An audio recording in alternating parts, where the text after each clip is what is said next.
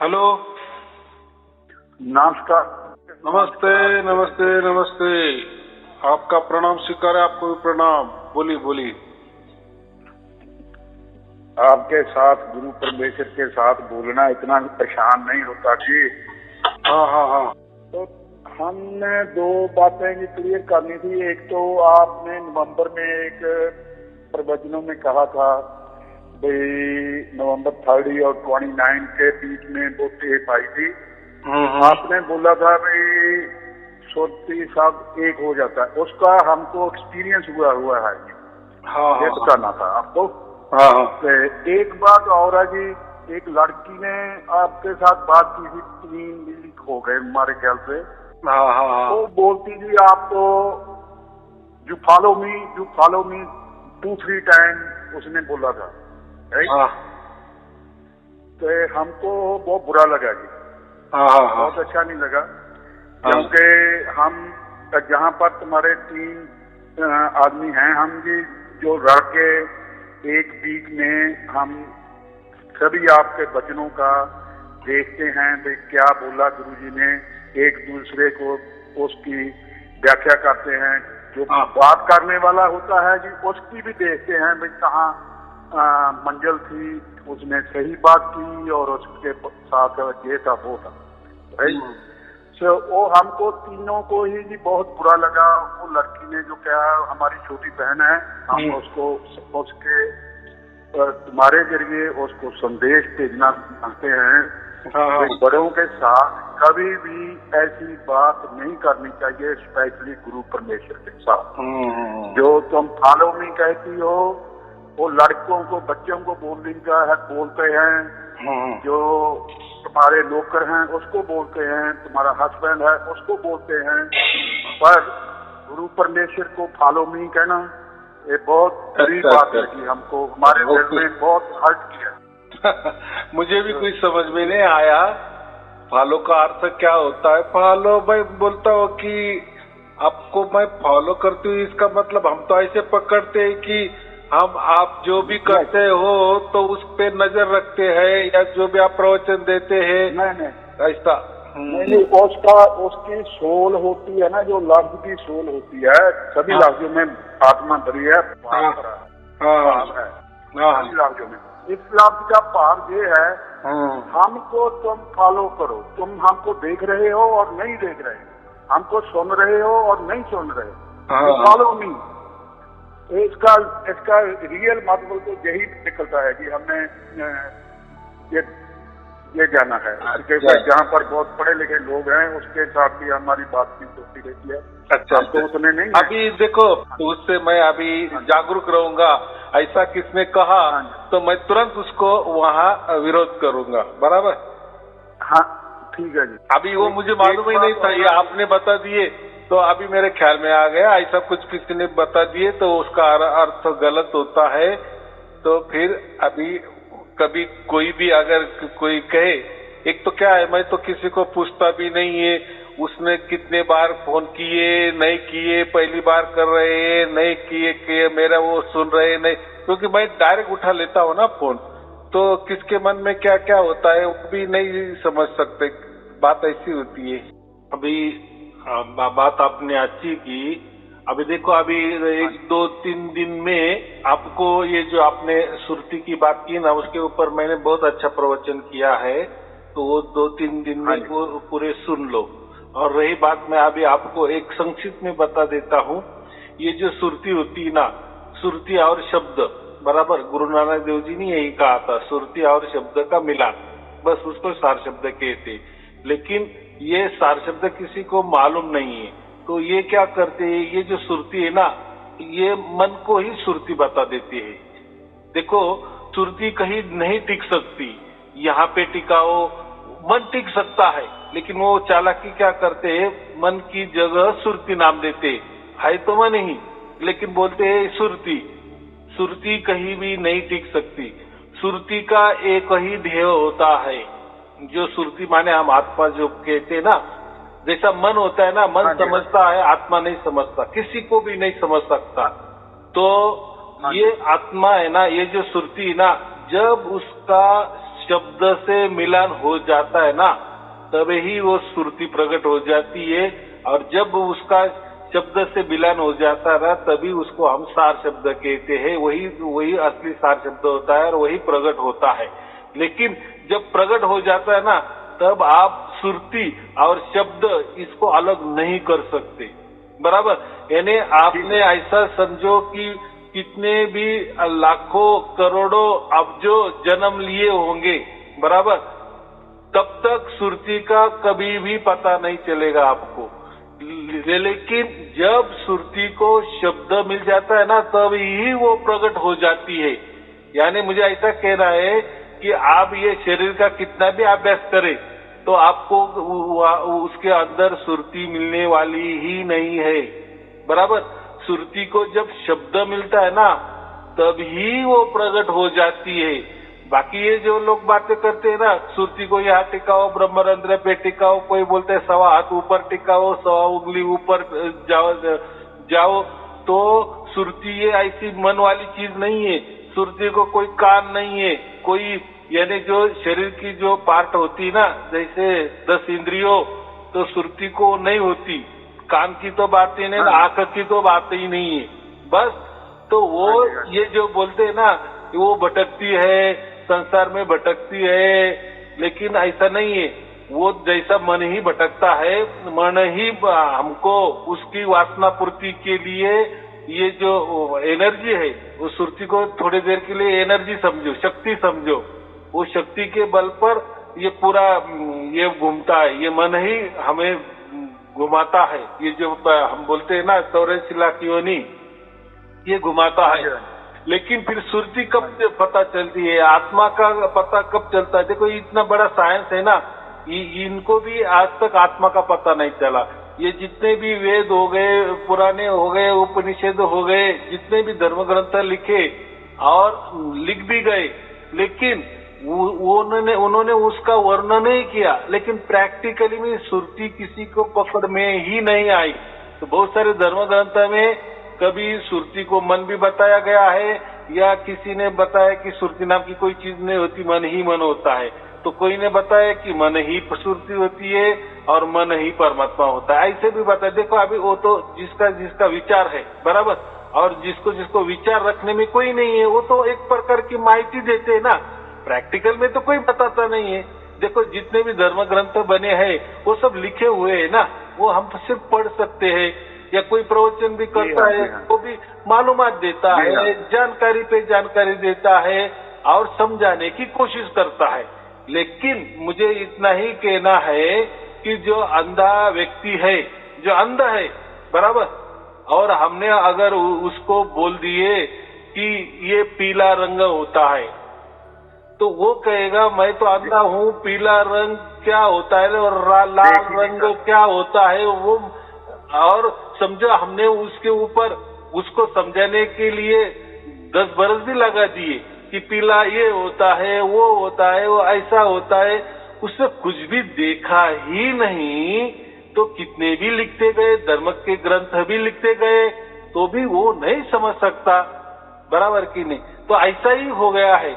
ये परमात्मा के बारे में ये सब धर्म तैयार हो गए, धर्म ग्रंथ तैयार हो गए, पंथ तैयार हो गए, और जो भी संत लोग थे ना, उन्होंने उसकी पहचान कर ली।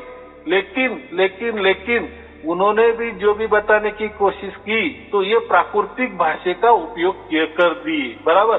फिर अभी जैसा जिसका ज्ञान होता है, तो उसने वो प्राकृतिक भाषा का अर्थ भी अलग अलग लगा लिए, बराबर।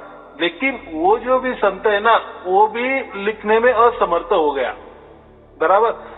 तो हमारे वेद कहते हैं ना, नेति नेति, यहाँ तक तो हमने परमात्मा के बारे में बता दिए, लेकिन ये भी अपूर्ण ही है। नेति का मतलब वही होता है, इससे आगे भी कुछ होगा, तो ऐसा ही हो गया। लेकिन ये जब प्रैक्टिकल में आ गया ना, अभी देखो, अभी जो ऐसा सार शब्द प्रकट हो गया, तो अभी आपको प्रैक्टिकल में मिल गया, तो आप उसको सुरती कहो ना कहो, उसको परमात्मा कहो ना कहो, उसको क्या नाम देना है वो तो अनाम है, बराबर। और तो जितने भी तो हमने देखा है कि ट्रेन में भी ऐसे ही चल रहा है। हम स्कूल में गए, बहुत डूंगा चले गए, बहुत नीचे चले गए, वहाँ भी चल रहा है देखने के मारे। वो तो ऐसे ही है। वो तो मैं क्या नदी में कूद गए, हाँ नदी में कूद गए, एक दिन बहुत नीचे चले गए, हाँ 20 फीट 30 फीट नीचे गए। हाँ हमने तजर्बा किया, ये देखने के मारे देखते हैं जहाँ चल रहा है वहाँ भी ऐसे ही है। जब आप प्लेन में गए, नीचे गए 20,000 किलोमीटर ऊपर चले गए, वहाँ भी ऐसे चल रहा है। तो अभी जगह है जहाँ हम हैं वहाँ ही है। हाँ बराबर की। तो मुझे इतना ही कहना है कि ये जो सुरती को, जब तक सुरती को शब्द नहीं मिलता ना, यानी परमात्मा नहीं मिलता ना, या उनके दोनों की जब तक मिलन नहीं होता ना, तब तक सुरती किसी को भी समझ में नहीं आती, बराबर। और ये जो लोग कह रहे हैं ना, वो तो परमात्मा एक वस्तु है। भाई वस्तु कैसी हो सकती है? परमात्मा वस्तु नहीं हो सकता। परमात्मा सब्जेक्ट हो सकता है, ऑब्जेक्ट नहीं हो सकता है, बराबर। वस्तु माने फिर वो कोई आंखों से दिखने वाली होगी, या कोई कल्पना में आने वाली होगी, कोई विचारों में आने वाली होगी, या उसका कोई जुगाड़ किया होगा, कोई वस्तु का असेंबल किया होगा, तब वस्तु तैयार होती ना। कोई भी वस्तु ले लो, ठीक है, वो तो वस्तु तो स्वयं में तो नहीं प्रकट होती ना, उसके लिए कोई जुगाड़ करना पड़ता है। जैसे कोई टेबल है, टेबल के लिए लकड़ी ली होगी, फिर 4 लकड़ी ली होगी, फिर उसके ऊपर ये, तो मुझे इतना ही कहना है कि फिर वो टेबल तैयार होता है, फिर हम उसको बोलते हैं कि वस्तु। लेकिन परमात्मा कोई वस्तु नहीं है, नहीं है, उसको वो नाम ही दे सकते, वो अनाम ही है। अभी जो सार शब्द प्रकट हो गया, अभी उसको क्या नाम देंगे आप? ये तो नाम हमने निकाले, सुरती शब्द, सार शब्द, ये शब्द। देखो सार शब्द का मतलब है, सार माने सत्य, सार माने सत्य, और वो शब्द जो सत्य शब्द है उसको सार शब्द कहा गया। और सत्य को कौन हो सकता है? एक परमात्मा हो सकता है, बराबर। और वो कोई वस्तु नहीं है। हाँ, तो ऐसे वस्तु के भी बहुत सारे दोहे है, वस्तु कहीं और तू ढूंढे कहीं और। तो ये बाकी जो लोग होते हैं ना, पोपट पर हमने आपकी कृपा से बहुत बुकें देखी हैं, बहुत देखी हैं, बहुत देखी हैं। सभी में वर्णन ही है, असल नहीं है। नहीं, प्रैक्टिकली नहीं है, ऐसा प्रैक्टिकली नहीं है। बोल रहे हैं, बस बोल रहे, असल नहीं है। बोल रहे, माहिती पे माहिती दे रहे, दोहे पे दोहे बता रहे, ग्रंथ पे ग्रंथ लिखाए जा रहे, ग्रंथ के ग्रंथ पठन हो रहे, लेकिन और उसके ऊपर पंथ के पंथ निर्माण हो गए, गुरु पे गुरु निर्माण हो गए। ये सिलसिला चला। गुरु क्या कर रहा है? सिर्फ शिष्यों की फैक्ट्री बनाई उसने, लेकिन वहां परमात्मा की बात होती प्रैक्टिकली में, बराबर की। ऐसा होता है जी, हमारे ख्याल में ऐसा होता है जी, जो हम लोग होते हैं जी, जो भावना रखते हैं परमात्मा को मिलने की, या उनके अंदर जो जिज्ञासा होती है, उनके हृदय जो होते हैं ना बहुत नर्म होते हैं। उनको कोई भी आदमी अपने पीछे लगा सकता है। परमात्मा का नाम लेके ये उसके पीछे लग जाते हैं सभी लोग। हम भी लगे रहे हैं, अभी तक लगे हुए थे, राइट। तो वो एक उसका जो उसकी जो अंतर की आत्मा होती है ना, वो उसके पीछे दौड़ लगने लगती है। भाई यही आदमी है, हमको परमात्मा से मिला देगा एक रूप। और वो होता गलत है, मिलता है नहीं, मिलता है नहीं। पर वो चलते चलते चलते कई साल बीत जाते हैं। बहुत जिंदगी में बड़ा ठगी ठोरी चल रही है, साधु जनों की बहुत ठगी ठोरी चल रही है। नहीं, वो कैसा है देखो, वो क्या करते हैं, वो ठगी करते हैं कैसे कि वो बताते हैं ना कि हम आपको परमात्मा मिलवा देंगे, आज नहीं कल मिलवा देंगे, तब तक ये आप मंत्र ले लो, ये 5 नाम ले लो, चलने दो चलने दो चलने। असल में क्या है, उनके पास नहीं होता। लेकिन अभी देखो कुछ तो भी चलाना है ना, तो इसीलिए वायदे पे वायदे, वायदे पे वायदे, वायदे पे वायदे। जैसे राजकारणी लोग होते हैं ना, नेता लोग, पुडारी लोग, वो कैसे बातें पे बातें बनाते, और अब वो चुन के आते तो क्या करते? कुछ नहीं करते। लेकिन चल रहा है ना, लेकिन चल रहा है ना राजनीति चल रहा है ना, चल रहा है। हाँ जी, चल ही जा रहा है कभी तो। हाँ, गरीबी हटाओ, गरीबी हटाओ, 50 बरस से गरीबी हटाओ, कहाँ गरीबी हटती थी। लेकिन लोग उसी आशय से तो उनके पास आ रहे हैं ना। तो ऐसे ही गुरु लोगों के पास जो लोग जाते हैं ना, तो वो थोड़े ढकोसला करते हैं ना कि हमारे पास परमात्मा है, आपको दे देंगे, आपको दे देंगे। तो किसी को मिला नहीं मिला ये भी समझने की बात नहीं, क्योंकि सबको बताते हैं ना, किसी को बोलना नहीं मैंने जो भी आपको क्या कहा, यानी आपको मैंने मंत्र दिए कि 5 नाम दिए कि नहीं दिए कि क्या बताए, कुछ भी किसी को बताना नहीं। तेरी भी चुप मेरी भी चुप, बराबर।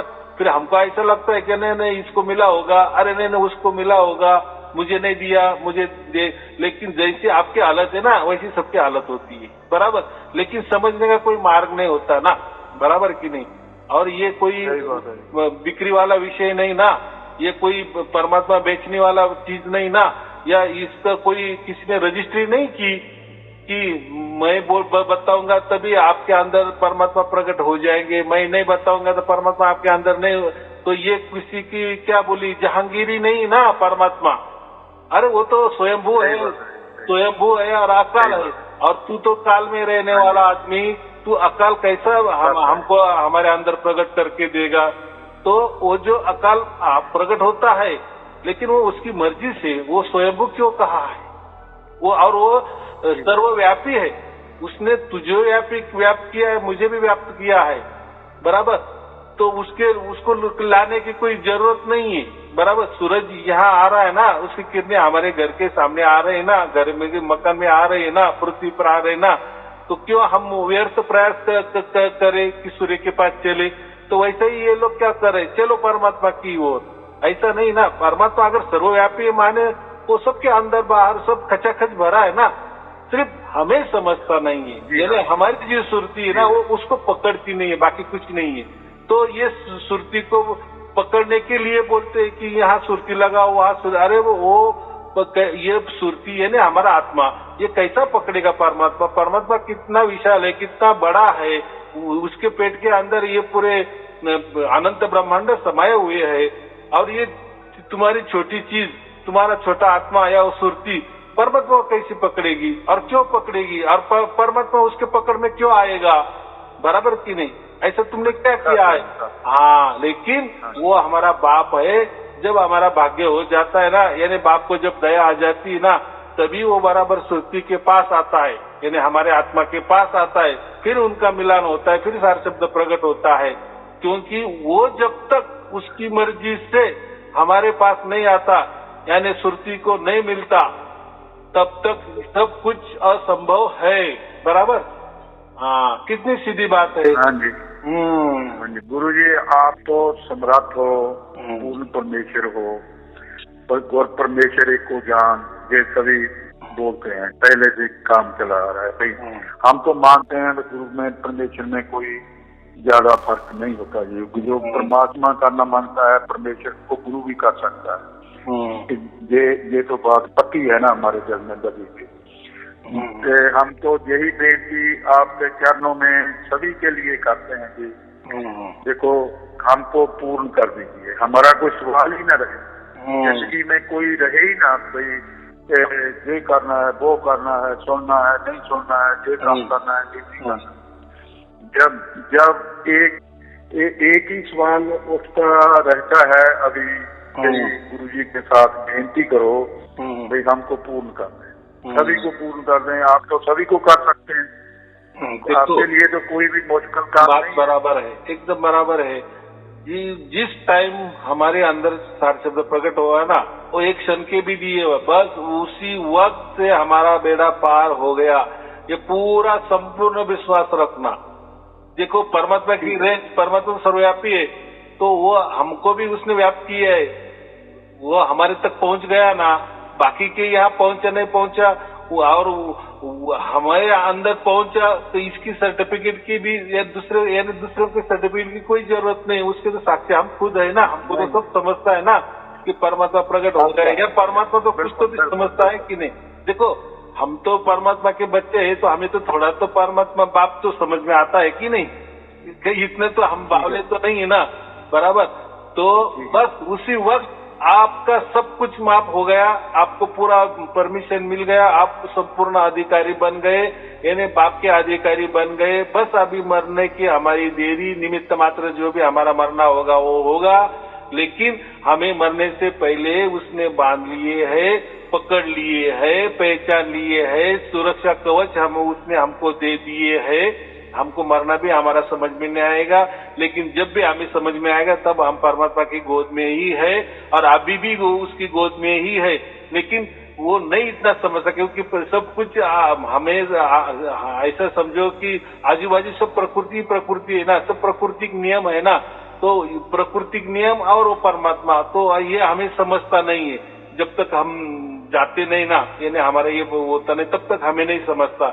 लेकिन अभी तो थोड़ा सा परमात्मा हमारे अंदर उतर गया, तो थोड़ा बुद्धि तो हमें भी आ गई है ना, कि बस यही तो था, यही यानी जीते जी हमें मिलना था और वो मिल गया है, इसको मोक्ष कहते हैं। अभी जो भी प्राकृतिक भाषा में लिखा गया है, उसका वर्णन किया है, वो भी मैं बताऊंगा ना, और तभी वही भाषा आपको समझ में आ जाएगी, बराबर।